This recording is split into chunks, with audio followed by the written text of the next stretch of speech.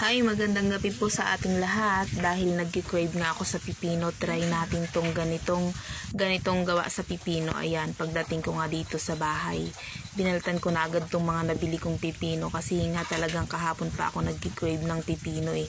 Kaso wala akong nabili kahapon kaya ito na lang, ngayon ko na lang siya gagawin. Yan, binaltan ko lang yan at saka hiniwa-hiwa ko siya, in-slice ko lang siya na kaya kung anong gusto nyo i-slice, basta may slice nyo siya. Ayan, isinalansan ko na nga lang din dyan sa plato para maganda lang tingnan. Dalawang ingredients nga lang pala yan, pipino saka yung pang toppings natin sa pipino, ganun lang yan. Ayan nga po yung pang toppings natin, burger sauce. Kung meron kayong burger sauce, lagyan nyo lang yan kasi nga napakasarap niyan.